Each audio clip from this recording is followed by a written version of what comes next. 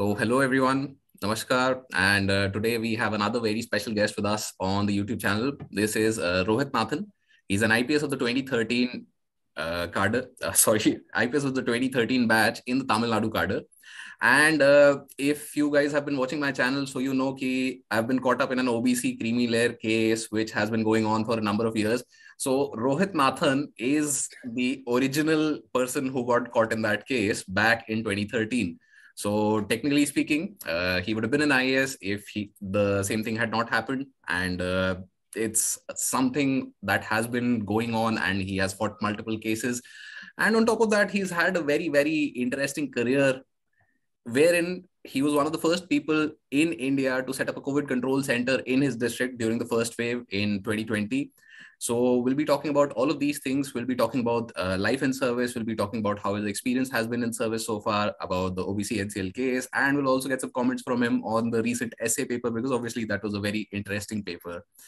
Right. So hello, sir. How are you? Hello, brother. How are you? How's it going? It's been going good, sir, and been just trying new things. So this is obviously one of the new initiatives that I've been trying out. So one of the first questions that I'd like to ask you, sir, is how has life in service been? You've been in service for almost a decade now. So how have you seen things change over the last 9 to 10 years? Oh, it's been really good, yeah. And sometimes the going gets tough and the tough get going. So as you know, I am in what we say in Tamil, the Puliyar Suli, or that is how we start something, right? You pray to Ganesha and you start. So I started that whole OBC. I was the beginning of that whole OBC issue. So it was a battle from the beginning. Yeah. Fortunately, the stars would have it. We took it to CAT and we won that, and then we got a temporary relief, which is how I joined IPS under the general category. Okay. So hopefully we should see some progress in the case this year and see you in service soon. Yeah. So thank you for that. But let's say I'm not really sure about this year, next year, but now I'm having fun with other things because I've realized there's no point in waiting for it anymore. Yeah, you just have to live life for the moment. That's what matters. Yeah, exactly. So another thing, sir, in the last 10 years, since you started your training in 2013, and obviously a lot has changed in terms of how India is perceived at the international level, and in terms of the policing requirements. Obviously, the COVID lockdown saw some of the most visible police duties being performed in the last 2 years. So how do you think training has changed from when you did it in 2013 to currently how the training is being done? What are your views on the IPS training that is being done at the Sardar Vallabhbhai Patel National Police Academy? So the National Police Academy has undergone a lot of changes under the recent directors. They had some stalwart directors heading the organization, and a lot of visible changes have happened. But unfortunately for the recent batches, because of COVID, they've had a lot of restrictions per se. So a lot of classes have been, over Zoom, and then vaccinations came, and then they got back to regular classes and regular outdoors. So it's been a bumpy ride for everybody in the government and everybody in India and across the world. But one thing to say is that the IPS training is actually the best training that this country and probably the world has to offer. It is something that is life-changing and personality-changing. And given an opportunity, I would say that, I would come back and do this, and simply because the kind of opportunity that is available for the IPS officers. Please elaborate, sir, a bit more about what the training is like. What are the things that how's the physical instruction going on, and especially I'd like you to talk a little bit about what are the classes that are held in training. Like, what are you taught as a police officer? So training is, as I told you, it's something that changes your personality at its very core. It teaches you that you are tougher than you think you are. You can handle a lot more than you think you can, and you can do things that you thought were never possible. So that kind of confidence, I don't think any other service training, any other place will give you. And that's why I always am grateful to SVPNPA, because it has taught me that I can do something that I never thought was possible. Like, right from 42-kilometer route march to, passing all the exams. It was something that I never thought was possible. So And but we all end up finishing it, and that's what it takes to be a police officer, and So that's what it actually takes on the field. That's true, because obviously on the field, it's a very, very evolving job and anything can happen at any moment. You have to be prepared. You have to be physically and mentally prepared, because like things can blow up. It's not so much as like the physical aspect. It's about handling stress, about handling tough situations. It's about, a dynamic situation that is changing every minute. Okay. So the training actually prepares you for that. So it's not like, see, an IPS officer is never going to go and, keep running route marches every week and, do physical, labor. It's more about thinking. It's more about reaction to tough situations. It's more about thinking on your feet in a law and order situation. How are you going to handle a mob? How are you going to handle a crowd? How are you going to handle a tough situation? So it's about that. And you need to do that under physical duress, under mental duress. So you need to be sharp, mentally, spiritually, emotionally. And that's what the training actually teaches you. That's why I say it hits you at the core, and not at the physical level, but it's at a spiritual, emotional level. It changes you. So very important question. How do you handle a mob? So mobs are very different. Recently I read a very nice article about law and order and public order. But that is something that I think we should do a completely separate video on. It's too short to enter into that. Yeah, because obviously this is also something that I had discussed with you earlier, that we can have a short series on a couple of topics that you find interesting and that the youth might find interesting. So yeah, I'd love to do that with you. Let's go into how to control a mob and the drug crisis in India and all of those kinds of things in some other videos. But like coming back to the core idea, I'm really interested in knowing what are the classes, what do they teach you at academy? What are the exams that you need to pass? They teach you everything from the IPC, CRPC, Evidence Act, public order, policing in India, police management. And most of us actually take this degree in Osmania University, where we are also granted a master's degree in police management. So we write extra exams for Osmania University, and then we are granted a master's degree. And most of us have the degree, including myself. So that kind of gives us an additional qualification and helps us if we want to go for masters abroad or do a PhD abroad. So that's always a stepping stone over there. So how often do people from the police service go for foreign education, for higher education, or maybe an MBA, that sort of a thing? It has become, quite, it wasn't that common earlier, but now it has become quite common. A lot of officers do go for in studies abroad. They sometimes focus on public policy. Some people focus on human rights and international law. Some people focus on a law. Some people, so each one's individual interest. And that's very important to find a specialization. At the end of the day, you need to find your niche and find what makes you happy. So that's very true, obviously, because only you can do you, as the saying goes, right? Absolutely. And till the time you've not figured you, it becomes very, very difficult. And then you try and figure out that there's a whole rat race going. And it's very easy to fall into that trap of the rat race. I think I started UPSC Prep with that whole rat race mindset. This is one more exam that I want to give. But obviously, this is one of those exams that just like pushes you a lot. I think it does a little bit, not the entire thing, of that whole spiritual development that you were talking about with the police academy. That UPSC makes you question whether you want to do this. What are the things that you really like, or what are the things that you'd like to pursue? So what's your take on that? How does UPSC? Wow, that's a really good question, and I would tell you, if UPSC preparation is not making you question your life, you'll ask like, what the hell am I doing? What am I doing with my life? That should be the feeling. That existential crisis is very important for an aspirant, because that is what is going to make a good civil servant. You need to answer that question. You need to cross doubt in order to reach faith. That is something that each person has to find the answer to that within themselves, because that is what is going to motivate you when times are tough. That is what is going to make you keep going when things get hard. As we've already discussed, previously, UPSC is a kind of like a marathon run. So the time you first attempt you give it, it's going to take 2 years for you to find a result. So you're going to prepare for a year, then give at least 2. Then give at least 2. Yeah. the minimum, right?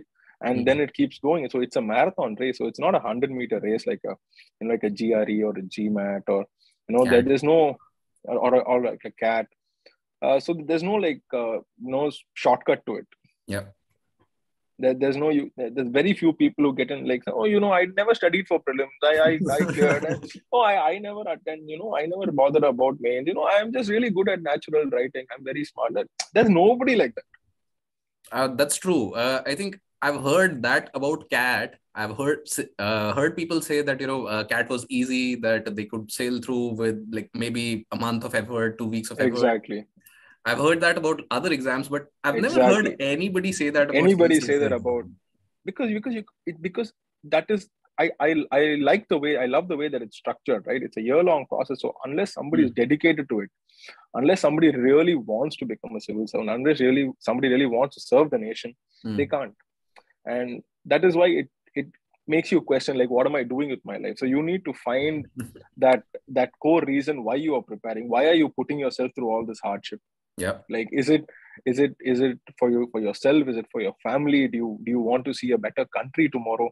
So you need to, I would suggest every aspirant out there to find a cause that is larger than yourself, because those are the only causes that are worth sacrificing yourself for.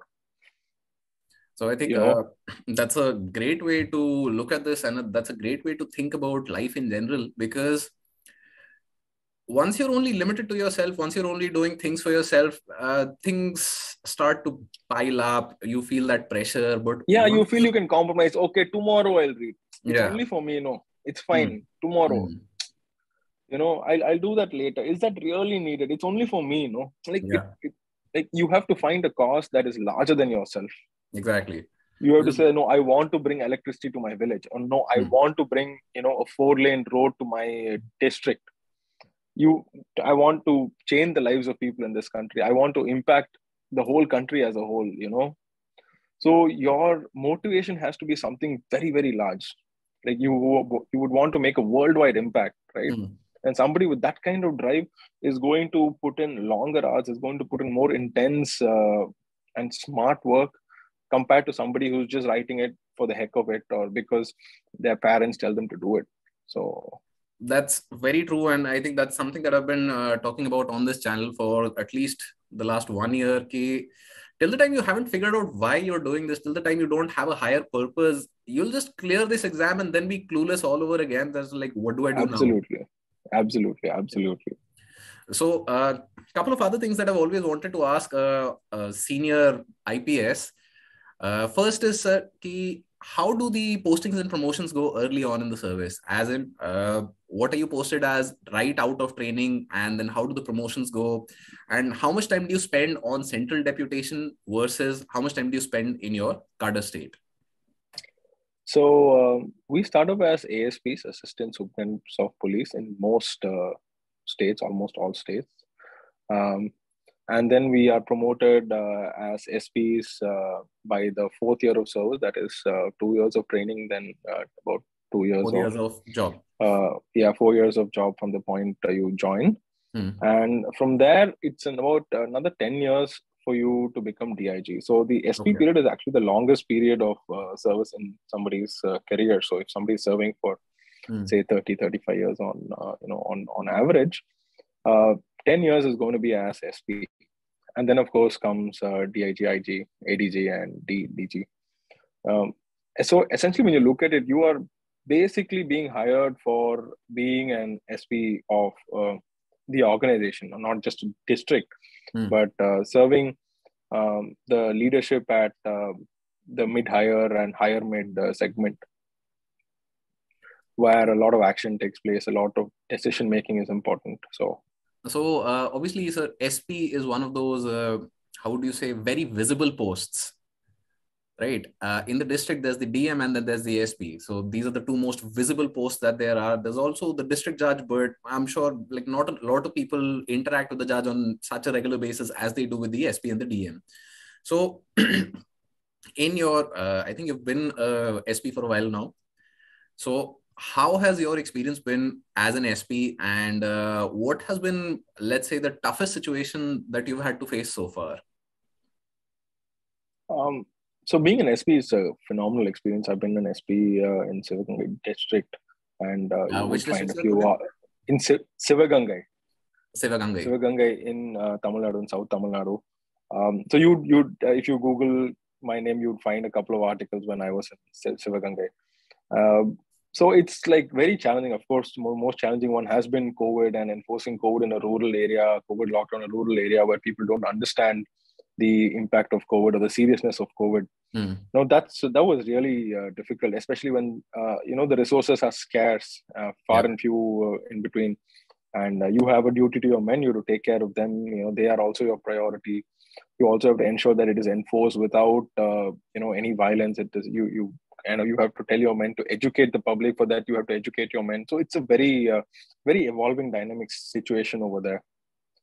So coming to that, because obviously you figured that was one of the biggest challenges, but you seem to have done really well in terms of coming to terms with that challenge, because like I mentioned at the beginning of the video, Rohith sir basically set up one of India's first control centers for COVID in the first wave back in 2020. So sir, how was that experience? How did you get the idea to set up something like this, and what were the resources required, and what do you think enabled you to respond that quickly to the evolving situation? Because obviously the first lockdown was something of a complete shock. Nobody had seen anything of its sort, and nobody's moving, nothing's happening. And being in the police, obviously a lot of stress, a lot of pressure, I'm sure a lot of sleepless nights for you at that time. So how did you come up with that idea? What was the thought process behind it? So we came up with a kind of COVID tracker app and the architecture for it, which we had presented in MHA in Delhi to panel of joint secretaries. So the app essentially tells people to download it, and so whenever the health authorities nominate somebody for a home quarantine, so you kind of have to download it, and they can give their health updates on a regular basis, and the location is monitored whether they are moving out of their house or not. Okay. And this was then handed over to TNEGA, that is Tamil Nadu E-Governance Agency, and they put it to use for a while. But then it became more of like a self-regulated home quarantine situation, along with checking by the health department. So we used it in a way to also do some contact tracing, because what happened was a lot of people were flying in from abroad, and then we had to do contact tracing. So we kind of evolved some protocols and handed it over to headquarters. So it was a very different, very complex situation over there, with a lot of sensibilities that we had to take into consideration, a lot of gray areas, and a lot of decision making that had to be done. A lot of decision making that had to be done on the spot. So obviously, the hardest aspect of it, so far as I see it, or so far as I understand it, obviously I have a very limited understanding of it, is the stress that you would have probably been under as the SP of the district, because everything has suddenly been shut down, and you have a lot of responsibility in terms of ensuring the movement of the essential services. So in the middle of that, how did you find the time? How did you find that mental space to get something of this sort going? So essentially administration, not just in the police, but anywhere in the country, is about finding out where there is a difficulty. Is there some place where you can do something easier, something better, something faster? So it's about not accepting the status quo. It's about saying, okay, this is how it's happening, and let me just accept it. No, it's about bringing a change, right? Yep. So if you find a lacuna in the system, there is a gap. The gap may be an administrative gap. It may be an information gap. It may be a resource gap. Whatever it is, it's about finding a way to bridge that gap, and that's what a good administrator does. And you have to always look at it from a bird's eye perspective and kind of address it from a different lens, rather than just be a status quoist. And I think I'm going to thank you for introducing that word status quo, because status quo allows me to bring in a slightly different perspective to the conversation at this moment, because UPSC recently changed the status quo in terms of the kinds of questions that they're asking with the essay paper, right? So have you seen the essay paper for 2021? Yeah, I had a look at it. It was it was an absolute googly. I'd call it a very beautiful paper, in the sense that there were a lot of people who banked on the idea, there'll be questions from sociology, there'll be questions from PSIR, there'll be some general studies related questions, but now it's all mostly philosophy and abstract ideas. So that's the question that I wanted to ask you. How important is abstract thinking in service as an administrator? Part of which you already said that, you have to have a bird's eye view, you have to not be accepting the status quo. So in those same lines, how would you, what were the questions that you choose? Let me just share my screen where everybody can see the questions that were asked this year. So if you had to, choose some questions from this paper, which questions would you have chosen? The already chosen questions over here were the questions that were chosen by the person who sent me the paper. So please. All right. I think in section A, the second one reminds me of that Nityananda meme. Have you got it? Yeah. Oh, that was very true, hilarious. very true. So this is the meme that Sir is talking your about. perception of me is a reflection of you. My reaction to you is an awareness of me. This is actually, in a way, can you go back to the question paper? Yeah. So this is actually, in a way, I think there is an aspect of sociology and psychology in that question. So you can answer it from Mead's perspective, me, and other, I think, psychology thinkers for understanding the perception of myself from society's point of view, and appreciation of society from the individual point of view. So that is one way of answering that question. The first question in section A is also quite interesting. The process of self-discovery has now been technologically outsourced. So with the advent of social media, like everybody is on it, right? Yeah, so very true.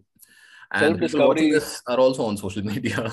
Yeah, exactly, right. So self-discovery has not just been outsourced. It's the via media has become social media, because especially after COVID, like how are people finding themselves? How are people answering deeper questions? It's by understanding their perspectives of themselves through social media and through other people's eyes, right? Very true, sir. So that's an interesting take on that. In section B, look at that, the hand that rocks the cradle rules the world. Like, I think that's a fairly straightforward one when we can talk about the demographic dividend of the nation. That's very true. And I think UPSC is wanting people to look at an issue through different eyes, through a different tangent. They want an out of the box solution to something. So that is something that is really good. That's a really new change in this question paper. So you'll be able to answer it successfully if you have a wider perspective, a larger, a fresher take on things. And for that, you need good mentorship. For that, you need that perspective setting, that vision setting. You know what I mean? So you can't just blindly read books and depend on tests and mock tests for getting through. You need to have personality. So, and to develop personality, you need mentorship. I think, sir, this is something that I'd like you to address as best you can. How does one go about developing a personality? Because everybody says, have a personality, but it's very, very difficult sometimes for people to get the idea about, how do I thought I had personality, but what is my personality? How do I assess that?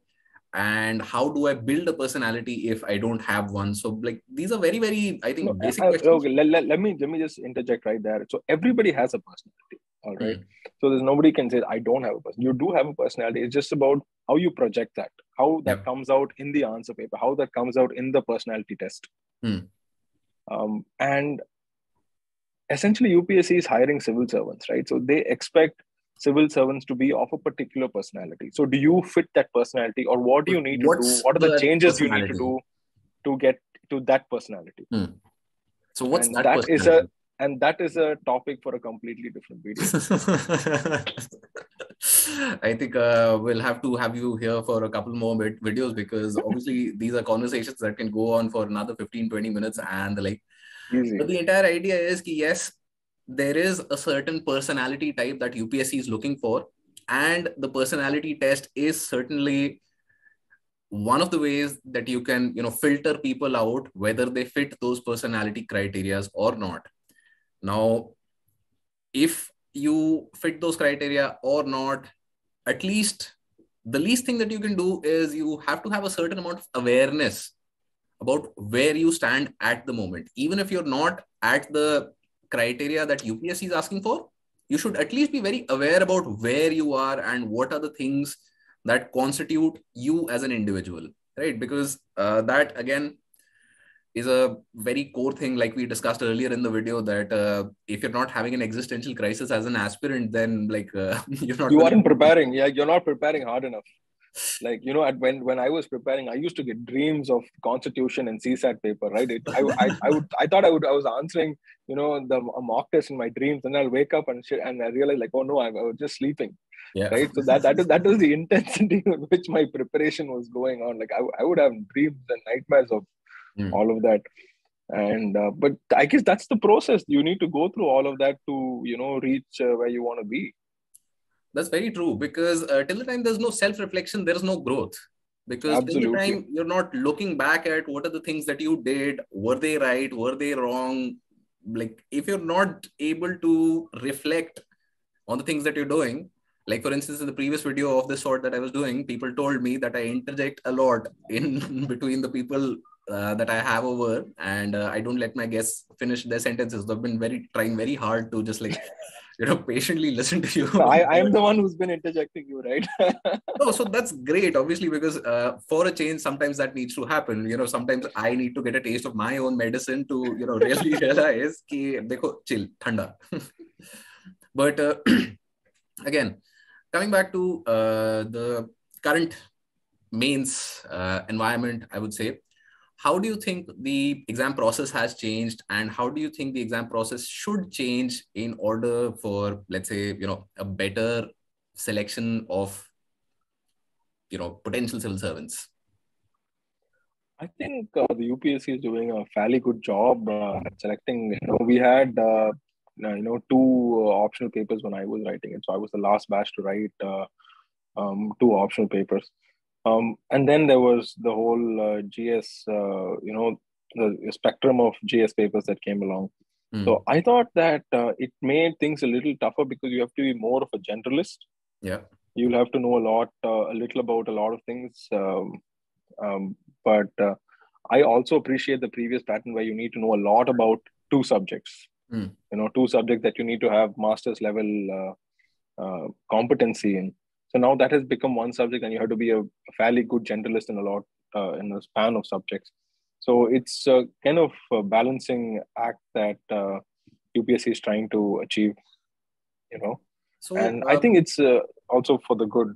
So we just have to take it in our stride. One question that I had in my head, that when there used to be two optional papers, so why was there that requirement of being a specialized individual in two different domains? For instance, because I'm asking you this question very, simply because you said ki, this was something that they were looking for, or this was something that you appreciated about the exam process. But for me, because obviously I started giving the paper after, the two optionals had been removed.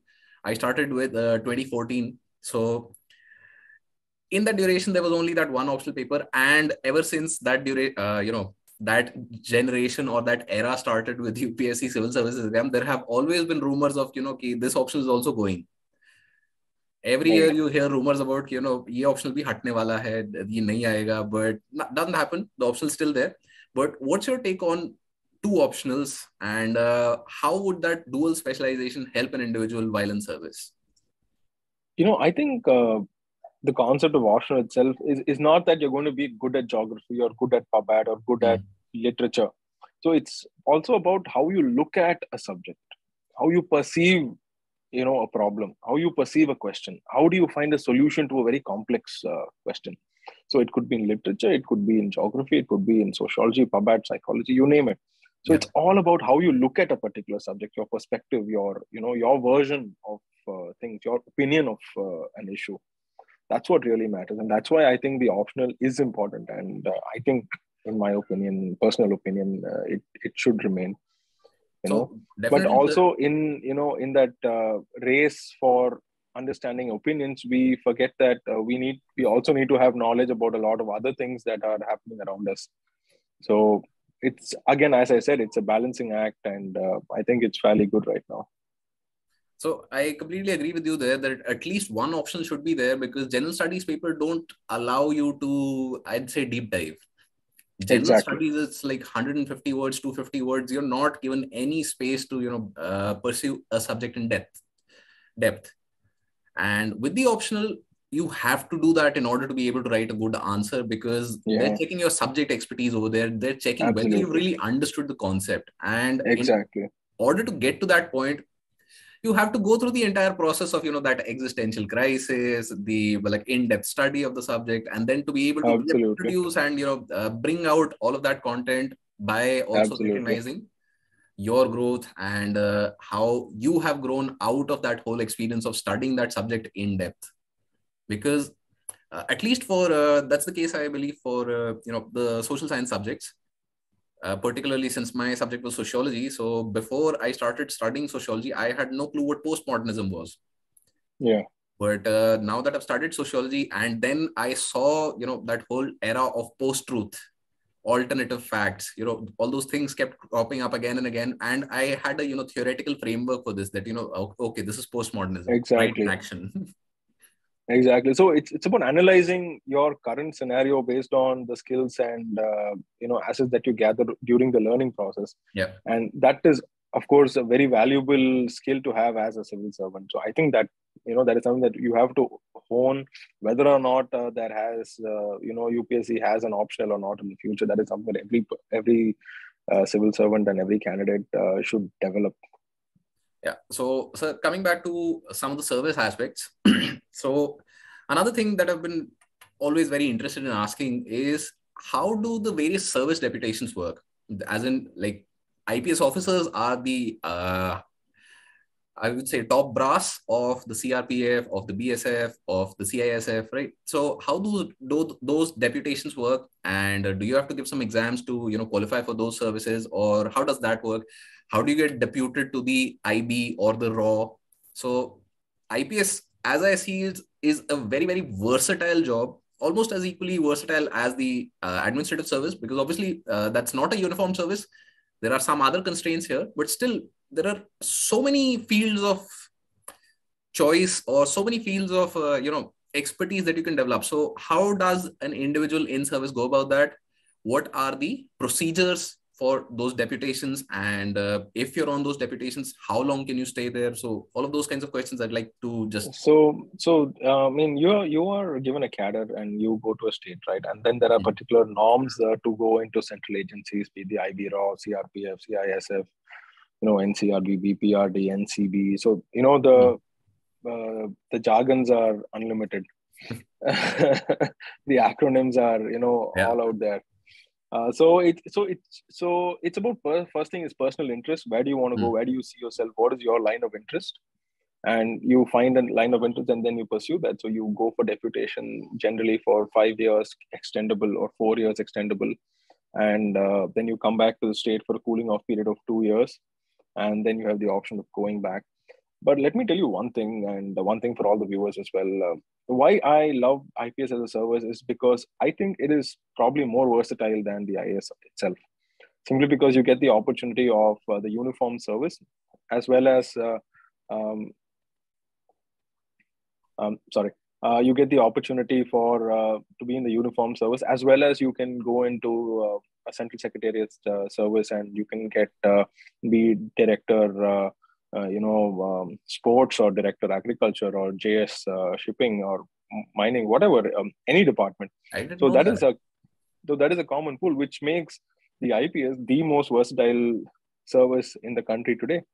A lot of states, the transport department, the sports department are headed by IPS officers.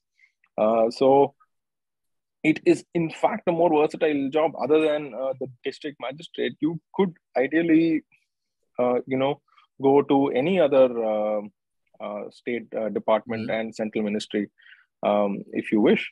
So it's all about where your interests lie and where your competencies lie, and can you deliver what it takes. Results. Can you deliver results? Absolutely. So which is why IPS is a very, very versatile service. So it's not the Singham that it is made out to be. It is not just all brawn and thumb jump. It's not just that. It has a lot more to offer than people realize. So it's just about your personal choices. Are you willing to take those tough decisions and take those tough calls? So this is something that's completely new to me. I'd seen a couple of IPS officers in different departments, but generally at the higher up levels. But like you're telling me that there's a pool and IPS officers can also apply to that pool for the director level post and the JS level post. So I think that's a pretty solid opportunity, and I think much wider than the Absolutely. IAS now, because IAS will never get a uniformed service post. Absolutely. Right, but a uniformed individual can get a how would you say, civilian post. Yeah, so I mean that's why I'm telling you it is the best service the country has to offer. So I think that's completely news to me. Having prepared for so long and like having known so many people in the service, but that was something that was news to me. But yeah, okay, and as as batches are getting bigger, 150 plus officers being recruited every year, you are going to see an upward trend in the number of officers opting for these opportunities outside the regular uniform service roles. So it's going to become the norm in the future. Let me tell you that.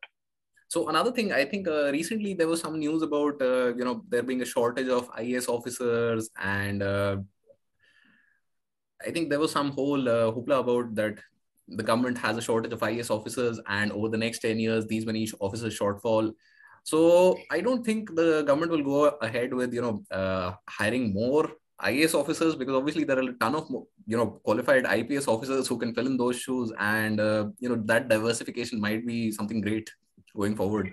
Yeah, I mean it's already there. It's just about people picking up those opportunities. And as I told you, once the batches are really big, so the scope for opportunity to move out and explore is going to become much easier as time goes on.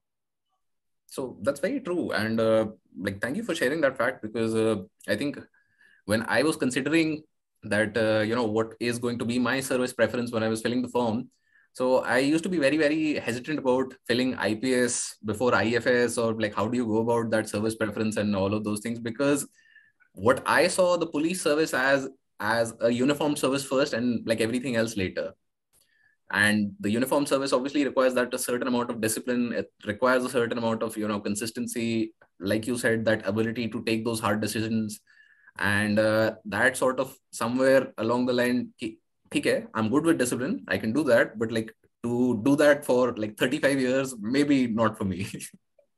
Yeah, so which is why people like you should always consider the IPS, because that it has a lot more to offer. Because what you will bring to a civilian role, to let's say a director of sports, is something completely different than what somebody else can bring. What you could do wonders in maybe even the museum and history or anything. It just sky's the limit. It's just up to your imagination. You could do wonders in information technology or at the NSA's office. It is just limitless. Opportunities are So, mind-boggling. coming back to the sports aspect that you just touched, I've always seen images of IPS officers on horses and IPS officers doing XYZ activities in the academy. So what are some of the most not regular things that you do as IPS officer trainees? Because I mean the some of the best experiences for me are trying out bungee jumping and scuba diving. That's something that part of the I'll training. always, it's part of the training. You get these opportunities, which is why I'm telling you it's the best training that the country or probably the world has to offer.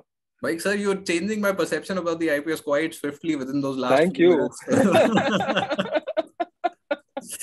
Yeah, because these are things that I've always wanted to do. I've always wanted to go bungee jumping, and like I've always wanted to go scuba diving. If I be an IPS officer, like, like that'll be part of the training now.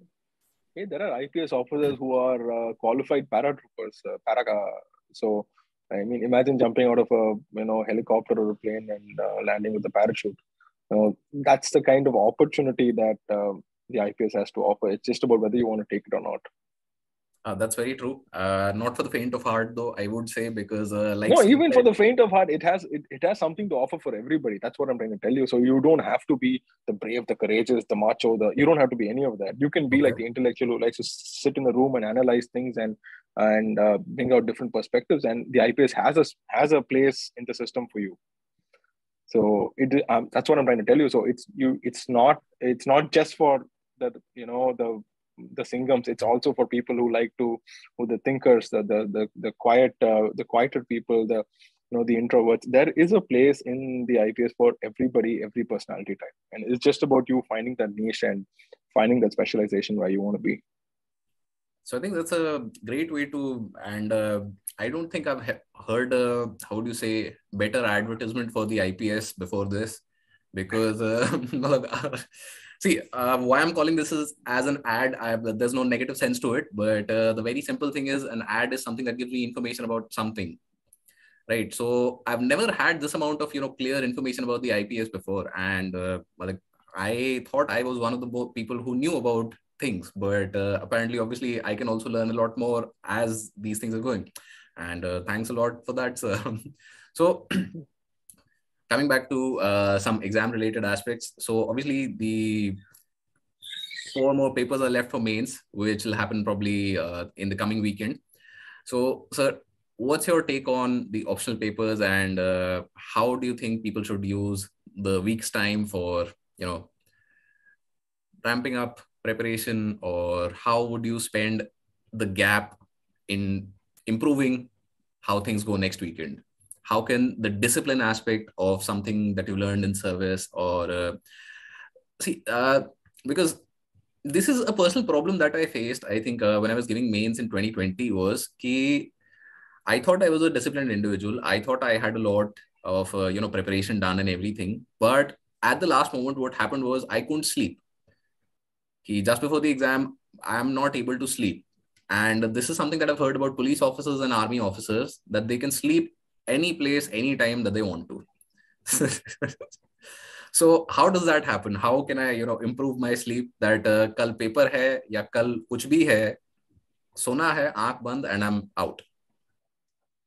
I mean, so it's just like 3-2-1 formula, right? So 3 days before the paper, what are you doing? Like, of course, you can revise. You should ideally be revising, going through your notes and, just looking at major concept, bird's eye view, do some light reading on, do some, do some light reading on things that might interest you or might find helpful.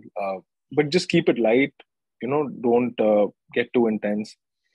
Maybe if you want to write an answer, and just to if you feel that you've not given enough marks, maybe write one mark 3 days before. Day 2 and 1, I think people should just chill. Like don't don't stress too much, in the sense like don't think about, don't call people up, have you finished this, have you finished that, what have you read, are you reading this notes? Somebody will come out and say, oh, did you read the notes of that coaching center? And then you'll be like, no, I haven't. And then it'll become something completely new, and that's going to cause you a lot of stress and a lot of tension, right? So don't try to pick up something new day 2 and At the day last 1 moment. at the last moment, because that's what's going to give you sleepless nights.